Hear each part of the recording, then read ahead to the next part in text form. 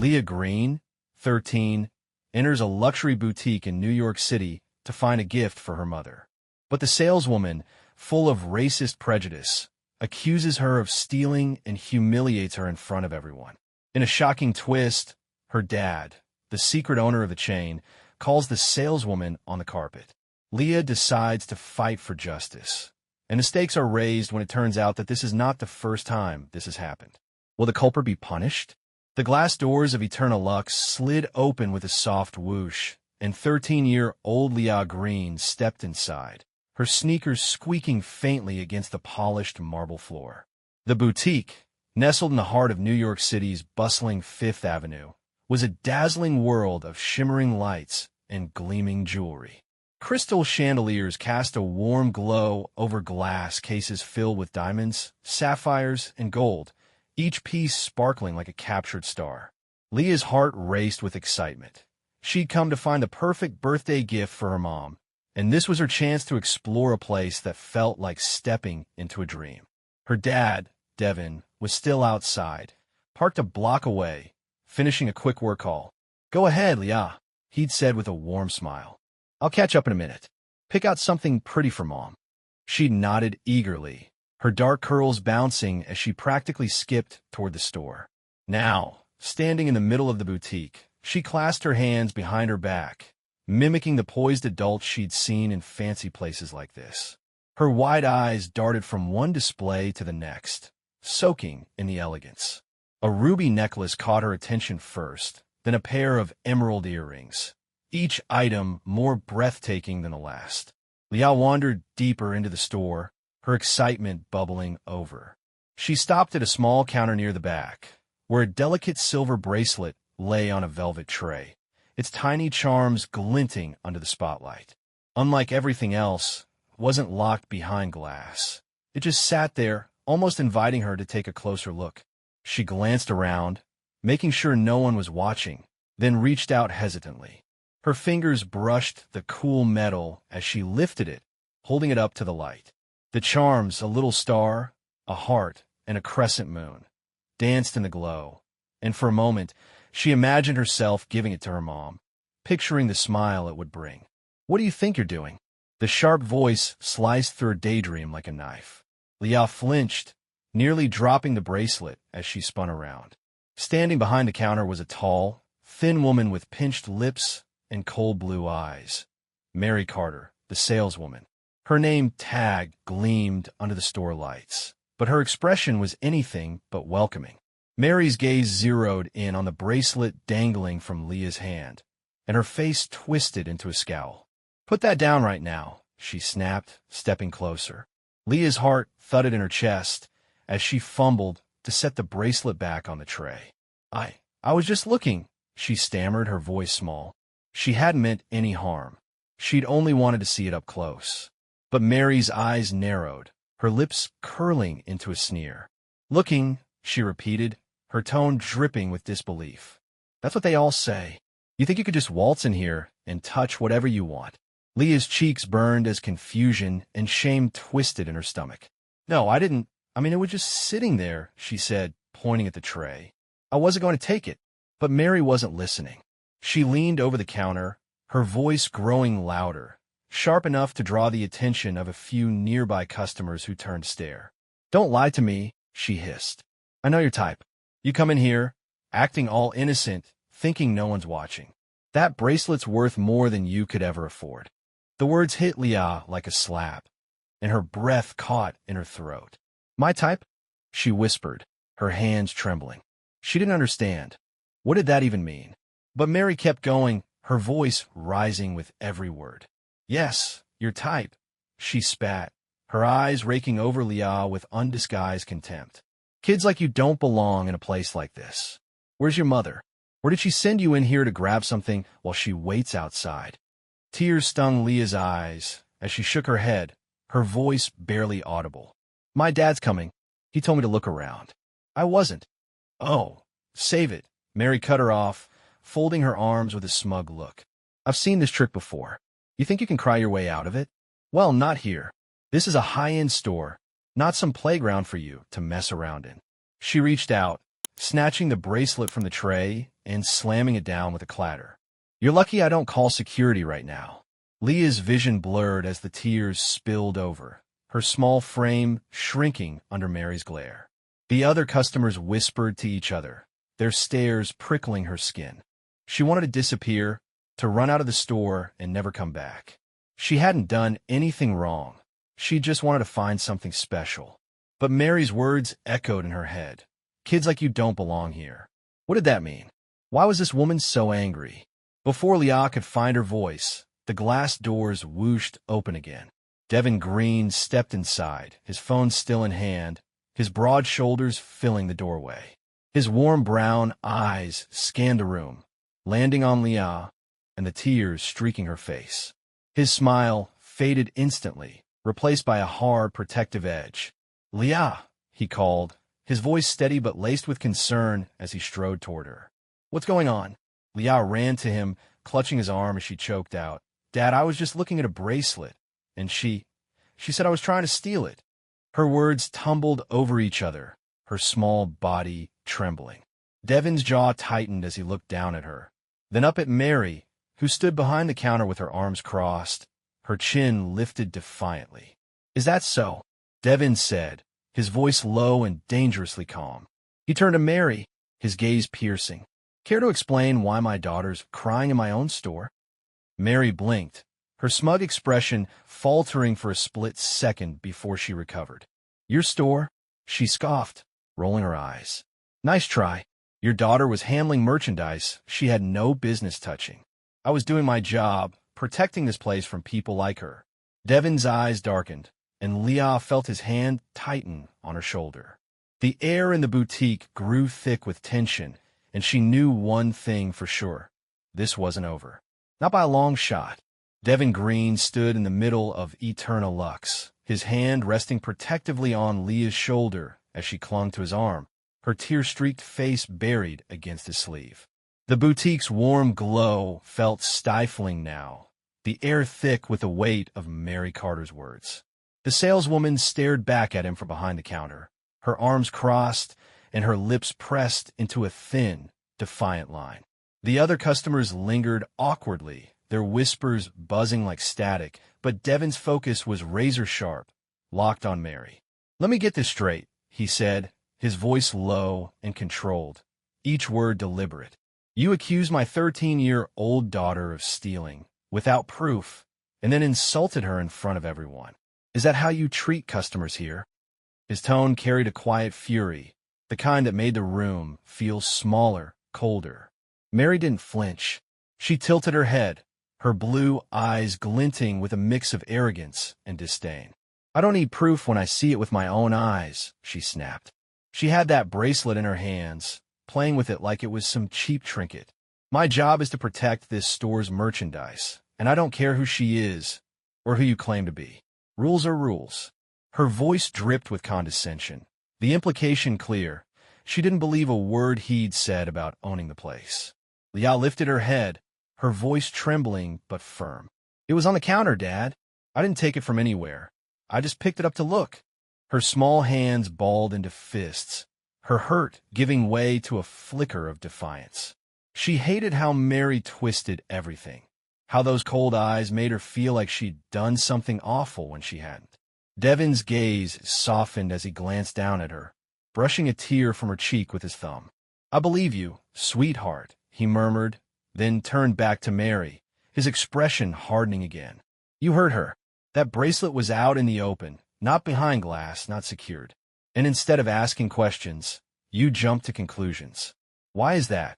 Mary's smirk faltered for a split second, but she quickly regained her composure. "Oh, please," she said, rolling her eyes. "I've worked here long enough to know how this goes. People come in, they look, and then things go missing. I stopped her before it got that far. You should be thanking me." She leaned forward, her voice lowering into a smug whisper. "And honestly, people like her don't exactly blend in here. You can't blame me for being cautious." The words hung in the air, sharp and ugly, and Leah felt them sink into her like thorns. People like her. She didn't need to ask what Mary meant. Her tone, her stare, said it all. Devin's hand tightened on her shoulder, his jaw clenching so hard a muscle twitched in his cheek. "People like her," he repeated slowly, his voice a dangerous whisper. "You mean a kid looking for a gift? Or do you mean something else? Say it." Mary straightened, her cheeks flushing, but she didn't back down. "I mean exactly what I said. This is a high-end store, not a free-for-all. If you don't like how I do my job, take it up with management." "Oh, wait." She let out a dry laugh, gesturing at him mockingly. "You're the owner, right?" "Sure you are. Prove it or get out." Devin's eyes narrowed, but before he could respond, the glass doors slid open again. A security guard stepped inside, his broad frame filling the entrance. His uniform was crisp, his expression neutral as he scanned the scene. Leah's tearful face, Devin's icy calm, Mary's smug stance. "Everything okay here, Ms. Carter?" he asked, his deep voice cutting through the tension. Mary waved him over with an impatient flick of her wrist. "No, it's not okay, Tom," she said, her tone triumphant. "This man and his daughter are causing a disturbance. She was handling merchandise, and now he's making up stories about owning the place. I want them out now." The guard, Tom, hesitated, his gaze shifting to Devin. For a moment, something flickered in his eyes, recognition, maybe uncertainty. He took a step closer, his tone cautious. "Sir, I'm going to need you to explain your side of this." Devin met Tom's eyes, unflinching. "My daughter came in here to look at jewelry. That woman accused her of stealing, insulted her, and now she's doubling down with lies.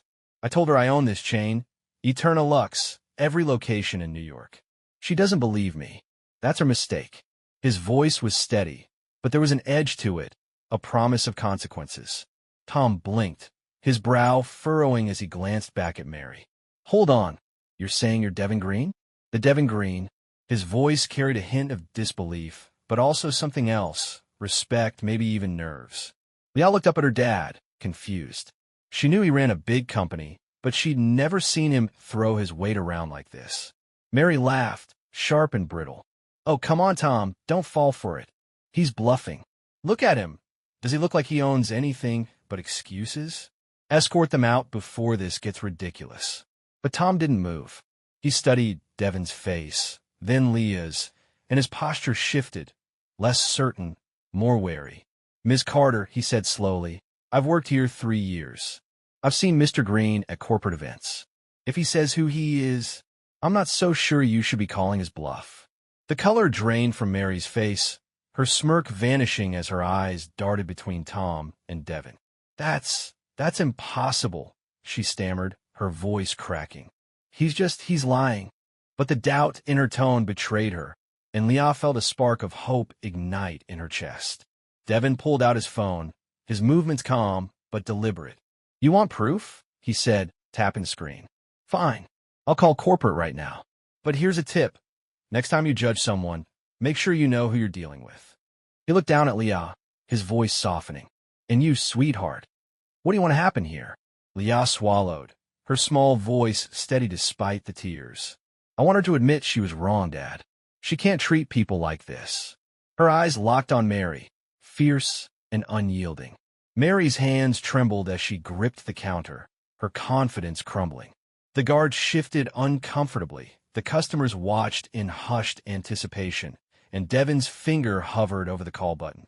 The tension was a live wire, ready to snap, and Leah knew this was only the beginning. The next morning, the sleek conference room at Eterna Luxe's Manhattan headquarters buzzed with a quiet intensity. Floor-to-ceiling windows framed a sprawling view of the city skyline, but the real focus was inside. A long glass table where Devin Green sat, his posture rigid, his dark eyes fixed on the door. Beside him, 13-year-old Leah gripped his hand, her small fingers tight with nervous energy. She'd insisted on being here. Yesterday's humiliation still burned in her chest, and she wanted to see this through. Devin had agreed, pride flickering in his gaze as he'd said, "You've got every right to face her, Leah." The door swung open, and Mary Carter stepped in, her heels clicking against the polished floor. She carried herself with a forced air of confidence, her chin high, a faint smirk tugging at her lips. But when her eyes landed on Devin and Leah, that smirk wavered.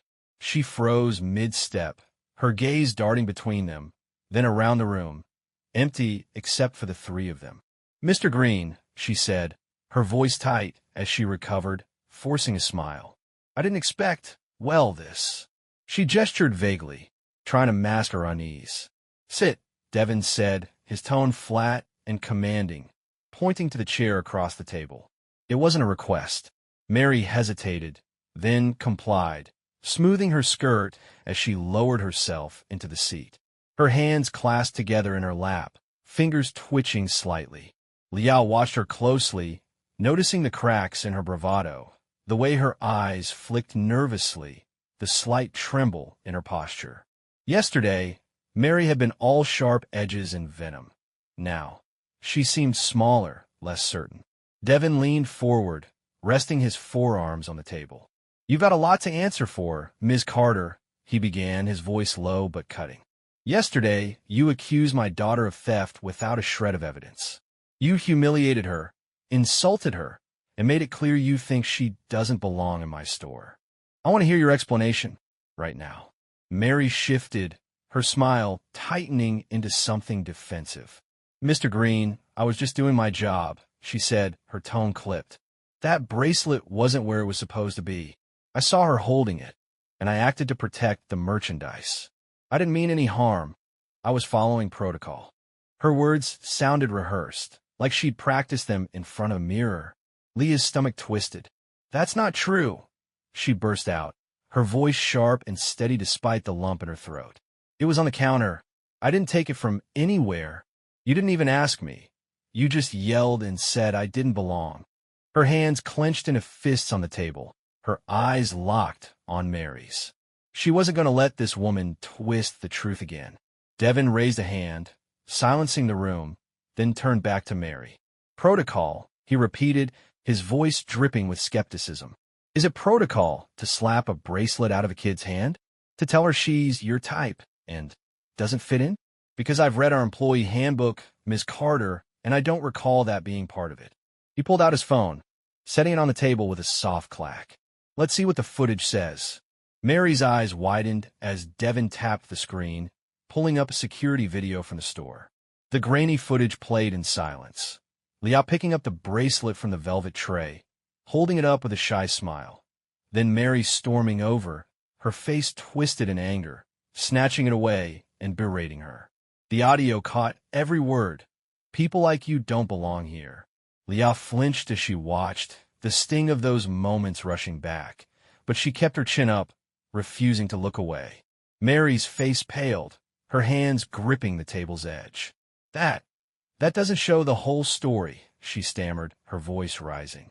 "I thought she'd taken it from the case. I was protecting the store." But her excuse sounded hollow, even to her own ears. Devin paused the video, his gaze icy. "Protecting the store," he said, his voice dangerously quiet. "From a 13-year-old girl who was looking at a bracelet you left out? No, Ms. Carter. You didn't think she belonged because of how she looks, because she's black. You judged her the second she walked in, and you treated her like a criminal for it. That's not protocol. That's prejudice."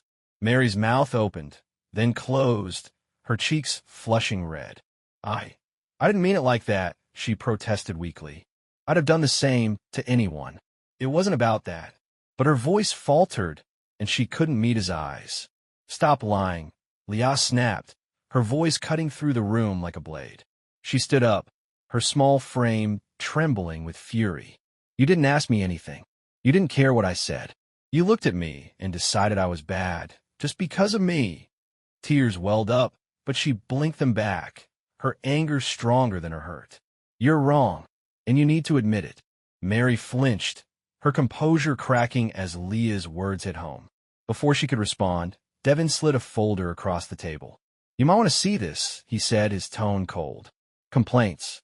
5 of them from the past 2 years, all about you. Customers saying you treated them rudely, ignored them, or made them feel unwelcome. All people of color. This isn't a one-time thing, Ms. Carter. It's a pattern." The room went silent, the weight of the revelation sinking in. Mary stared at the folder, her hands shaking as she reached for it, then pulled back. That's not fair," she whispered, her voice breaking. I was just doing my job. I didn't mean to. Didn't mean to what? Devin interrupted, his voice rising for the first time. Didn't mean to make my daughter cry? Didn't mean to make others feel like they're less than human?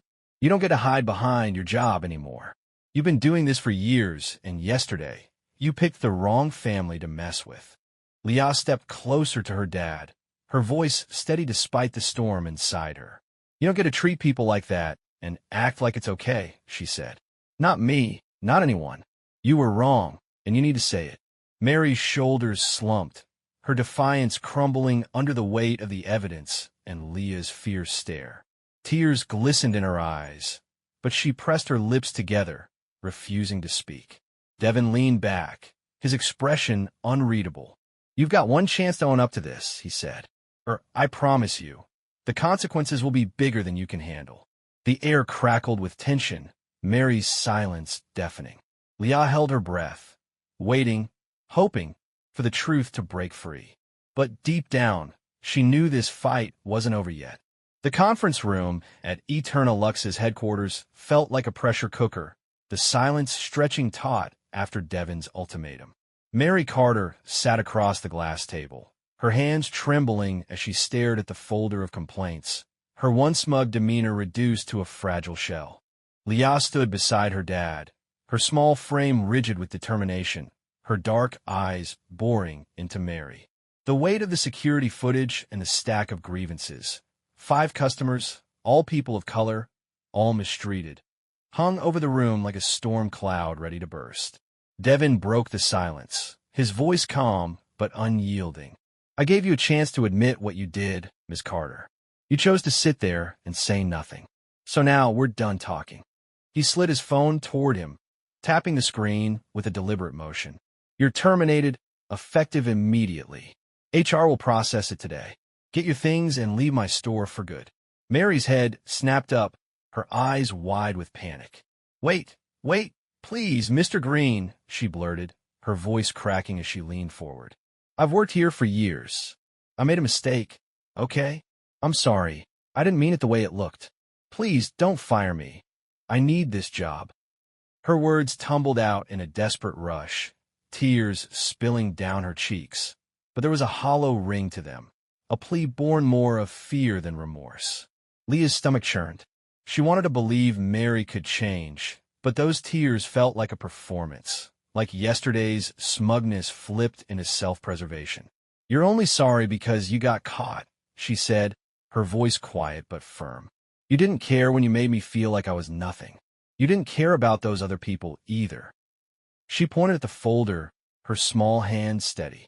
You don't get to cry now and make it okay. Mary flinched, her gaze dropping to the table, but Devin didn't waver. My daughter's right, he said, his tone icy. This isn't about one mistake. It's about a pattern, years of treating people like they don't belong because of who they are. I won't let that stand in my company. He stood, towering over the table. But it's not just about Eterna Luxe anymore. I'm making sure this follows you. Mary's breath hitched, her face paling. What do you mean? She stammered, her hands clutching the edge of her chair. Devin's eyes narrowed. I've already contacted the retail industry board, he said. Your name, your record, all those complaints are going to them. Every high-end store in this city, every chain that values its reputation will know what you've done. You won't just lose this job, you'll be blacklisted from the industry. His voice was a steel blade, cutting through her last shred of hope. The room went still, Mary's tears freezing on her face as the weight of his words sank in. You can't do that, she whispered, her voice barely audible. That's not fair. I said I was sorry. Fair. Devin echoed, his tone sharp with disbelief. Was it fair when you humiliated my daughter in front of a crowd? Was it fair when you ignored those other customers, made them feel small just because of their skin? You don't get to decide what's fair now. He turned to Leah, softening slightly. Anything else you want to say, sweetheart? Leah took a deep breath, stepping forward. Yeah, she said, her voice gaining strength. This isn't just about me. It's about everyone you hurt. If you really meant sorry, you'd have said it yesterday. Not now when you're scared.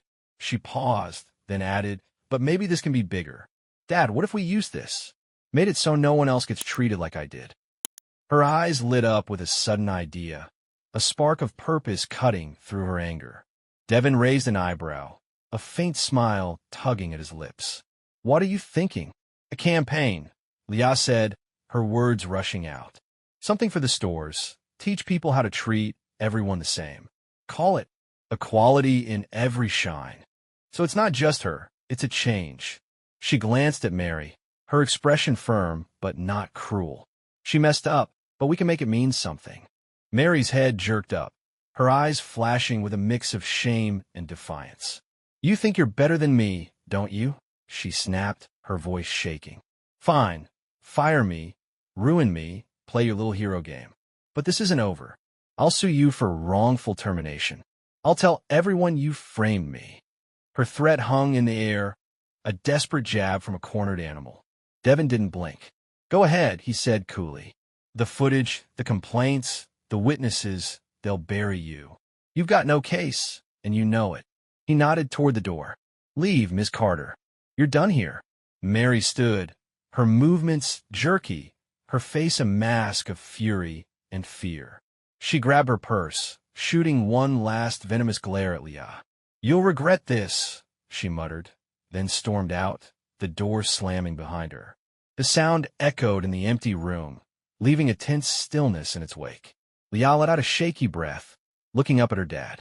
Do you think she'll really try to sue? She asked, her voice small but steady.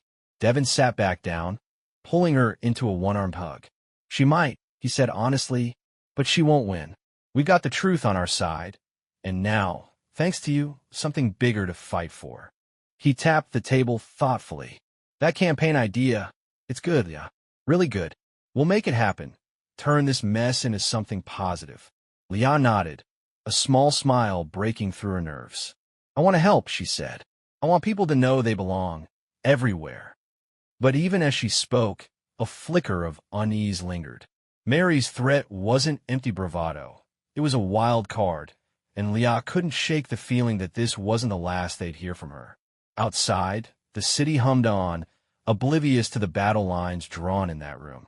For Leah and Devin, the fight had just taken a new turn, one that could ripple far beyond Eterna Luxe. 2 weeks had passed since the tense showdown in the Eterna Luxe conference room, but the echoes of that day still lingered in Leah Green's mind. She sat on a plush leather couch in her dad's office, sunlight streaming through the massive windows overlooking Manhattan's skyline. The city buzzed below, a chaotic rhythm that felt distant from the quiet determination filling the room. Devin stood at his desk, flipping through a stack of papers, his brow furrowed in focus. Today was the day they'd hear the Retail Industry Board's ruling, and see if Mary Carter's threat to sue had any teeth. Leah fidgeted with the hem of her jacket, her 13-year-old voice breaking the silence. Dad, do you think she'll win? She asked, her dark eyes searching his face. She said she'd fight back, make it look like we framed her. The memory of Mary's venomous glare as she'd stormed out still sent a shiver down her spine. Devin looked up, his expression softening as he set the papers down. She can try, yeah, he said, his voice steady. But the truth doesn't bend. We got the footage, the complaints, and half a dozen witnesses from that day. She's got nothing but her word, and that's not worth much after what she's done. He walked over, sitting beside her. You okay? Leah nodded, though her hands betrayed a flicker of nerves. Yeah, I want it to be over. And I want her to know she can't keep doing this to people. Her voice hardened with resolve, a strength she hadn't known she had until this all began. Before Devin could reply, his phone buzzed on the desk. He grabbed it, scanning the screen, and a slow smile spread across his face. It's the board, he said, putting it on speaker. Mr. Green, this is Sandra Lee from the Retail Industry Board, a crisp voice announced. We've reviewed the case against Mary Carter. Your evidence, her statement, and her attempt to file for wrongful termination. I'm calling with our decision. Leah held her breath, leaning closer. Devin's hand found hers, giving it a reassuring squeeze. Go ahead, he said, his tone calm but expectant. Sandra's voice carried a firm edge.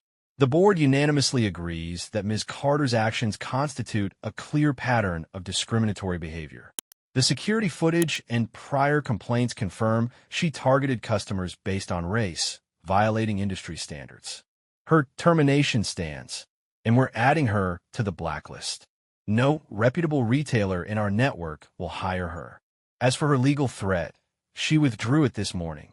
Likely knew she'd lose. Relief flooded Leah's chest, her shoulders sagging as she exhaled. Devin's smile widened. "Thank you, Sandra," he said. "That's exactly what we needed to hear." He ended the call, turning to Leah. "It's done, sweetheart. She's out for good." Leah's eyes lit up, a grin breaking through her tension. "So, she can't hurt anyone else like that?" she asked, her voice bright with hope. "Not in this industry," Devin said, pride gleaming in his gaze. "And we're not stopping there. Your campaign, Equality in Every Shine, it's rolling out next week. Training for every employee, posters in every store, a message that everyone belongs. You made that happen, Leah." Her grin faltered into something softer, more thoughtful. "I couldn't have done it without you, Dad," she said. "But I keep thinking about her. Mary, what happens to her now?" Devin leaned back, considering her words. "She'll have to figure that out," he said. "She's got no one to blame but herself. Sometimes people don't change until they hit rock bottom, and even then, it's on them to climb out." As if on cue, the office door creaked open. Devin's assistant peeked in, her expression hesitant. "Mr. Green, there's someone here." "Mary Carter. She insists on seeing you. Says it's urgent." Leah's stomach dropped, her eyes darting to her dad. Devin's jaw tightened, but he nodded. "Let her in," he said, his voice cool. "Let's see what she wants." Moments later, Mary stepped inside, a stark contrast to the woman they'd last seen. Her hair was unkempt, her eyes red-rimmed, her hands clutching a crumpled tissue. She looked defeated, her defiance replaced by a hollow desperation. "Mr. Green?" "Leah," she began, her voice shaky. I came to say I'm sorry. Really sorry. I lost everything, my job, my apartment, my savings. I've been wrong, so wrong, and I see that now." Leah studied her, searching for sincerity. Mary's tears were real, but they felt like the same ones from the conference room, born of loss, not understanding. Devin crossed his arms, his gaze unyielding. "You're sorry now," he said. "But where was that apology when you had the chance? Before the board, before the blacklist." Mary swallowed, her voice breaking. "I was scared. I didn't think, Please, I've got nothing left. If you could just give me a reference, a chance somewhere else." "No." Leah cut in, her voice firm but not harsh. She stood, facing Mary head-on. "You don't get it. Saying sorry doesn't fix what you did. Not to me, not to those other people. You only care because it's hurting you now. Real change isn't just words. It's proving it, even when it's hard." Her words hung in the air, sharp with truth. Mary's shoulders slumped, her tears falling faster, but she didn't argue. She nodded slowly, as if the weight of Leah's words had finally sunk in. I understand," she whispered, turning to leave. The door clicked shut behind her, leaving a heavy silence. Devin wrapped an arm around Leah, pulling her close. "You handled that like a pro," he said, his voice warm with pride. "Strong but fair. I'm proud of you." Leah leaned into him, a small smile tugging at her lips. "I just wanted her to see," she said. "She didn't, not really, but maybe someday she will." She paused, then added, "And now, with the campaign, we can make sure no one else feels like I did that day." A week later, Eterna Luxe unveiled Equality in Every Shine. Posters lined the stores, staff wore pins with the slogan, and Leah's voice narrated a short video online, sharing her story and the mission, respect for all. The response was overwhelming. Customers praised it, employees embraced it, and Devin watched his daughter bloom into a quiet force for change. As they stood together in the flagship store, watching people admire the displays without fear, Leah squeezed his hand. "We did it, Dad," she said. "Justice, and something better." Devin nodded, his heart full. "You did it, Leah, and this is just the start."